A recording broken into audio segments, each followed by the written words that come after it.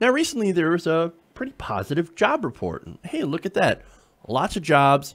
Oh my God, and it's 7 months into the Trump administration. Trump must be actually bringing in the jobs. I mean, look, he's been doing such a great job with passing zero policy. But anyway, let me give you the numbers on that and sort of break it down. Well, this is actually kind of not a good thing. According to the Labor Department, over 209,000 jobs were added in July, and the unemployment rate is staying at a low 4.3%. Now, that is the lowest since early of 2001. So, look, generally, I think that this is a pretty good idea. And a lot of you could say, okay, it's Obama's economy that brought him a lot of jobs, or some are also arguing, like Trump is, that it's the Trump economy that's bringing in the jobs. And, okay, well, you could have an argument on that. But I want to get past that partisan thing and actually look into what kind of jobs they really are and how much they pay. And, well, when you start to look into that and a few examples, you find out that those jobs, while they're jobs, turns out they're not really all that great. So let's go to one of the big examples here, and that is Amazon. Now, this is actually a write-up from Forbes magazine. Now, Forbes ain't nobody's liberal. But in this article, they break down how Amazon and jobs like it are actually making it so that, they're more continuing that race to the bottom. Now, they explain that Amazon just recently built a 1.2 million square foot warehouse in Fall River, Massachusetts. Now, Fall River had apparently seen some very rough times during the recession, and they're still trying to recoup. So here comes Amazon saying, we're going to build this tremendous warehouse here, and that's going to help you with jobs. Okay, so those are good jobs with fair wages, right? No. Let me give you some context of what is going on in Fall River. Now, about 19% of the population are people who are immigrants or foreign born. Okay. Now, and at least a third of them are on the SNAP program, formerly, known as food stamps. Okay. So how's that going to help the immigrant population that are on government assistance? Now, what we want to do is we want to get people off of food stamps. That's the liberal position. We want to give people good jobs with good wages so they don't have to rely on, public assistance. But we want to have those public assistance safety nets there just in case they actually need them. So that's the progressive position. Like, yeah, we want you to have better jobs, a better opportunity, a better pay. But also, if you're unable to get to that point and to have that opportunity, well, we want you to have a strong safety net to protect you just in case you fall. That makes sense, right? Now, some people will probably be like, no, that doesn't make sense at all. It's communist. But anyway, guaranteed I'll see some of those comments later. So how's that going to, so this Amazon, warehouse is coming to Fall, Fall River. Is that going to help with the numbers? Well, it turns out, no. According to Forbes, Amazon's hiring spree here will not make a dent in those numbers whatsoever, nor will it help the city collect more taxes since they're getting over about $15 million in tax breaks. Well, surely it's got to be helpful somewhat, right? Right? Again, not really. Turns out the pay in that area is also not good enough to get people out of poverty. Now, the starting pay at the Amazon warehouse is about $12.75 an hour. Now, that's for no degree required. So for entry level, I guess, yeah, this seems pretty decent. It's definitely better than $7.25 an hour. It's almost double. Well, look at that. Now, for an inventory manager with warehousing experience, the pay is actually double the minimum wage. It's $14.70 an hour, though that requires a bachelor's degree. Now, again, a lot of you might be like, actually, hey, $12.75, that's not bad at all. What are you talking about? What are you complaining about? It's better than McDonald's, right? It pays maybe $9, $10 an hour, so it's going to give people in that area some opportunity. Fair enough, okay? Now, but I've got some more numbers on how the local economy in Fall River won't benefit too much from that, because it turns out that that wage is still a poverty wage for some American families. Now, some of the jobs are also temporary, right? So they're temporary hires through a staffing agency. Look, I worked for a staffing agency before, and it's definitely not the best. You usually end up getting lower wages, no benefits, and you're essentially at will. You can be let go for anything, any conceivable infraction, or just for whatever reason. Hey, if they don't like you, gone. Okay. So, again, some of the jobs, as I said, are temporary hires. The job description for one of the $12.75 an hour jobs includes the ability to stand for 10 to 12 hours straight in a fulfillment center where the temperature will occasionally exceed 90 degrees. Okay, well, that's lovely. Now, recently, like this brings me back to a piece I read back in 2013 about Amazon warehouses and what it's like to actually work in one of these types of warehouses. Well, it turns out that people were treated like crap and worked in terrible conditions. Now, let me give you a little snippet of this article. Now, the article begins with somebody from the Chamber of Commerce warning the reporter to, quote, not to take anything that happens to you there personally. Now, wait a minute, that's weird. A job has to tell you, hey, man, just don't take anything personally, okay, when you work there. Well, wait a minute. Does that mean that they're going to be shitty to you? And that's what a reporter asks. Wait, they're going to call me, they're going to make fun of me? They're going to call me names? Or what are they going to do? Are they going to yell at me? And it turns out, yes, they'll do all of that. The Chamber of Commerce person explained, they need you to work as fast as possible to push out as much as they can, as fast as they can. So they're going to give you goals. So far, okay, fine. That's totally fine. And then if you know what, and then you know what, if you make those goals, they're going to increase the goals. Again, okay, that's fine. Where it's not fine is that, quote, but they'll be yelling at you all the time. It's like the military. They have to break you down so they can turn you into what they want you to be. So they're going to tell you, you're not good enough, you're not good enough, you're not good enough, to make you work harder. Don't say, this is the best I can do. Say, I'll try, even if you know you can't do it. Because if you say, this is the best I can do, they will let you go. They hire and fire constantly, every day. You'll see people dropping all around you, but don't take it personally and break down or start crying when they yell at you. So that's the workplace culture that we have today. What's next? Are they going to bring the whip? They're pretty close to that. They're pretty close to that so far. Now, look, I got to ask, whatever happened to positive motivation? Like, hey, you're doing a good job. Keep at it, man. Great job.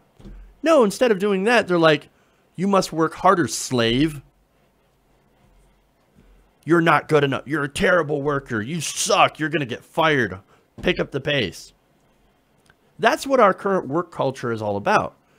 Because, look, so many people are disposable, and there's a reason for that. But again, that's not the way we should conduct a workplace. We should actually, I don't know, respect employees and make sure that they feel welcome and that their contribution to the workplace is valued. And we don't value workers anymore. We don't value people anymore. And that's sad. That's super sad. It's like it's easier to be a dick than to actually motivate your employers or employees and treat them like human beings. But anyway, now, as far as how, how this model and why this model actually works, we have to go to the fact that there is so much surplus labor in the market. So what Forbes did is that they decided to break down the math and do a little comparison between China and the United States to see whether or not the wages for this for doing this job is actually worth it. Because again, I mentioned $12.75 for just working on the floor in Fall River. Is it worth it, even if you're going to be treated like you're garbage? Well, in the warehouse in Massachusetts, the workers are limited to 30 hours a week. So on the math, a 30-hour work week at $15 an hour is $450 per week gross, or about $1,800 a month. That comes out to about $22,000 less a year. At 40 hours, most jobs there come with no benefits, so 30 hours is the maximum. Amazon full-timers are earning about $28,800 before taxes. Now that's $15 an hour. So I said they did work at $12.75, so they're actually getting considerably less. Now Fall River sits on the Rhode Island border. In Rhode Island, a family of 3 with a parent earning $13 an hour qualifies for food stamps. So in that area, that pay, $12 an hour, is actually a poverty wage. The lowest paid workers in the warehouse, assuming 30 hours a week, would earn $18,000 annually, or roughly $7,200 more than the median Chinese worker. So this is where they start to do the comparison with how people get paid in China compared to doing the warehouse work, the same work, in the United States. Now in China, the economy is different. There's a majority of people that survive on less than $2,000 a year. So that's actually a really good wage. If you're getting about $12,000 a year in China, you're doing pretty good. But if you're getting $12,000 a year in America, you're doing very bad. You're not winning here. Now, compared to the median wages in Beijing, which is different. So again, I mentioned that most of China is rather poor. $2,000 a year will serve a family and will make sure that they're out of poverty. But in some of these cities in China, like Beijing, for example, they're actually much more wealthy. Now, that $14.75 an hour hired that's working 30 hours a week is earning about $442 versus Beijing's median wage of $329. So again, if you're making $14.75 an hour in Beijing, you're doing great. But if you're making $14.75 an hour in Falls, I can't seem to remember that Fall River. I have a hard time remembering that that city's name. Fall River. I know, right? If you're making $14.75 an hour in Fall River, you're still not doing great. Because again, $15 an hour is the minimum living wage in a lot of these areas. So you're still not making that. So again, in China, you're doing great at $14.75 an hour. But in America, you are not. And in certain places in America, you are not. So now, again, they do a lot of these comparisons, right? For example, they looked at housing prices in Beijing and Fall River.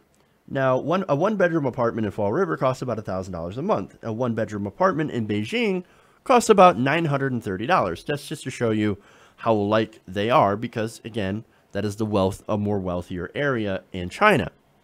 But we're not dealing with a wealthier area in America. Now, Beijing, as I said, is one of the rich cities. But Fall River is not. It's actually one of the poorer places. So that wage, and they're doing the same wage in both of those cities, one's going to be coming out ahead of the other. Now, in the grand scheme of things, though, those people in China still end up making less. But the Chinese economy is much more different than ours, as I keep pointing out. Fall River's salary is still higher than that of Shanghai. And professional service workers like doctors, even low-income cities like Fall River, earn more than they do in China. But China aside, they write, in constant dollar terms, median weekly earnings in the U.S. have risen about $15 a week since 2008, according to the U.S. Bureau of Labor Statistics.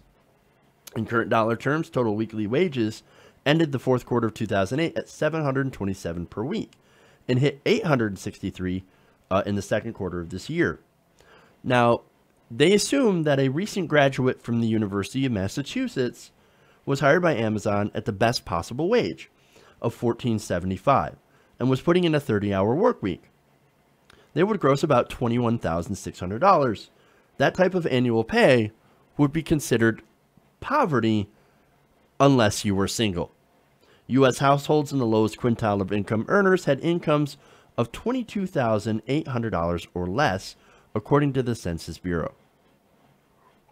Okay, so there's a lot to that. That was a strange comparison that the author went and looked at, but that's it kind of sets the stage of what the hell is going on, as Donald Trump likes to famously say. So again, China and America, they're getting similar wages, but in China, it takes you a lot further than it does in America, which is actually why people in America need a wage. You can't just go and have this race to the bottom.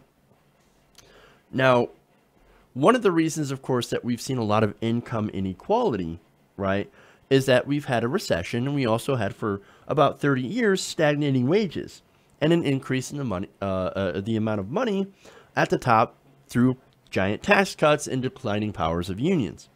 Now, another factor is, ironically, trade with China, who has, of course, lower wages. U.S. median wage growth remains subdued over the last 15 years of China's World Trade Organization entry.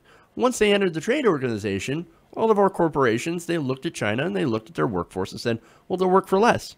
We're going to go there and we're going to get their wages. We're going to have them make our stuff, and then we're going to send it back and sell it for a lot higher. That's what they've done. And that has, of course, forced down wages for a lot of American workers, especially when we have things like CAFTA, which is a free trade agreement with China. So, and that has led to, again, a lot of our corporations manufacturing all their shit in China, which is great for the companies and all, but it's not so good for the workers. Now, with the money that they saved on labor, they didn't go and invest in America. No, what they did is they went and lobbied politicians to lower their tax rates, and they went and invested in themselves when it came to the stock market. So they've done a lot of self-investment in their stock prices to artificially inflate them without actually having, because you can go and you can invest in yourself, in your own company, through stock buybacks, inflate your stock price without actually bringing in more profit, without actually being a more profitable company. So, and that explains why our stock prices, or the stock market in America, is still going insane. But it's not trickling down to the workers, and that is the big problem here. And thanks to globalization, of course, China now sets the global price of labor in manufacturing and is now looking to do so in logistics and transportation. And of course, that is leading to a more race to the bottom. Now, the side effect of that, of course, is ironically lower productivity in America, the unskilling of blue-collar workers, and to some extent, the weakening outlook for middle-income labor, particularly in the manufacturing sector. Now, that's what Forbes says. Now, a lot of people might be like, well, yeah, well, how dare those Chinese people work for lower wages? Well, number one, I don't really blame them for that. They're just essentially trying to live and provide for their own families. No, what is this about? This is about bad trade policy and corporate greed. Now, that corporate greed, of course, will drive companies to go and get the cheapest labor. Now, that unfortunately right now exists in Asia, where they have a huge labor pool, but they're trying to bring that back into America. They're trying to drive the cost for labor down so far that they're, that they can bring those manufacturing and this warehouse jobs and stuff back to America and have Americans work for near Chinese wages. And that's one of the big issues here. And also, again, I mentioned the working conditions there, right? That labor pool also allows people to be disposable. So now they can treat people like crap and pay them low wages and give them no benefits. And they're fine with it because, hey, man, we can just replace it with somebody else. And they've got this disdain for working people. And they work them in conditions like we've seen in China already, for pay that is somewhat similar. And look, if wages had kept up with inflation and productivity, wages in America would be over $20 an hour, somewhere around $22 an hour. So again, that's a huge problem. So these manufacturing jobs and these warehouse jobs, before we had these bad trade deals and this neoliberal economics, these were middle-class jobs. Now those same jobs are either in China, or since Chinese wages have been rising and American wages have been stagnant, they're coming back here and they're going for, $9, $10, $11 an hour, $12 an hour for some of these jobs that used to be worth $25, $26, $30 an hour. So again, those are a huge problem.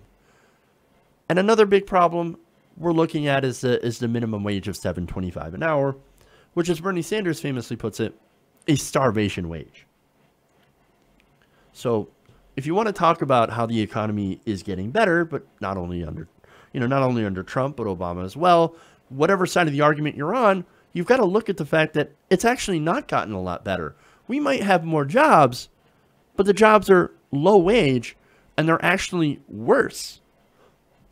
The economy is not getting better because of better jobs. It's getting better, sort of, or at least for the top, definitely getting better for the top, by bringing in low-wage jobs that are a lot like their Chinese counterparts, with low wages, poor working conditions.